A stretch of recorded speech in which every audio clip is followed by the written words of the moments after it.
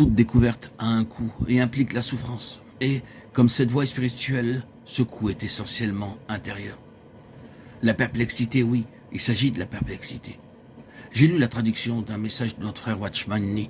Dans ce message, il dit en effet, à une certaine époque, j'avais une opinion tellement haute de la vie chrétienne que je pensais qu'un chrétien ne pouvait pas être perplexe, que c'était faux. Qu'un chrétien soit abattu ou désespère, cela aussi c'était impossible. Car quelle sorte de chrétien cela pouvait donc être? Cependant, quand j'ai lu que Paul disait qu'il était perplexe et dans la détresse et dans le désespoir, cela représentait un réel problème pour moi, à la lumière de ce que j'avais enseigné moi-même et qu'un chrétien devait être. Mais j'ai saisi qu'il n'y avait après tout rien de faux dans cela. Oui, un chrétien, et même un chrétien comme l'apôtre Paul, pouvait être perplexe et abattu, et dans le désespoir. C'est cela, le chemin de tout enfant de Dieu. Qu'implique la perplexité? Cela implique le besoin d'une capacité ou la compréhension d'un domaine qui n'est pas encore présent. Il y a un domaine qui est au-delà de vous. Cela ne signifie pas que vous serez toujours perplexe à l'égard de la même chose. Vous croîtrez à cause de votre perplexité concernant cette affaire, et vous comprendrez. Mais il y aura jusqu'au bout cette perplexité dans une certaine mesure, simplement parce que le ciel est plus grand que ce monde, plus vaste que cette vie naturelle, et que nous devons croître et croître encore. La perplexité est le lot des pionniers. La faiblesse. Le frère Nee disait aussi, un chrétien dans la faiblesse et confessant qu'il est faible, quelle sorte de chrétien est-ce donc? Paul parle beaucoup de la faiblesse et de sa propre faiblesse, signifiant aussi bien sûr qu'il y a une autre sorte de force qui n'est pas la nôtre en propre, qui doit être découverte, quelque chose que nous ne connaissons pas naturellement.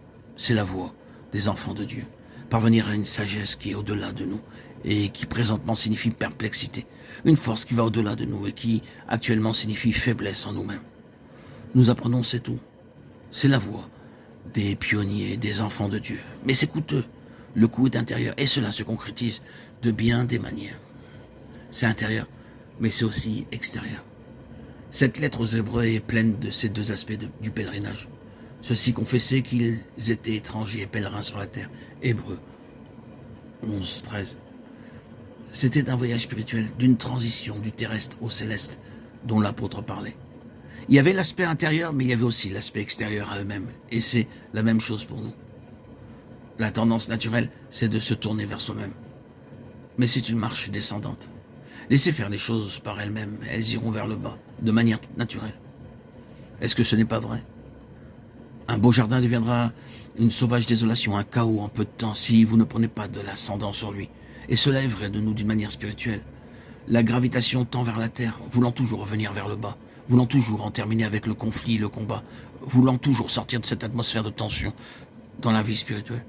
Toute l'histoire de l'Église est la longue histoire de cette tendance à retourner vers le bas, vers cette terre, et à devenir conforme à ce monde, à être accepté et populaire ici-bas et à éliminer l'élément de conflit et de pèlerinage.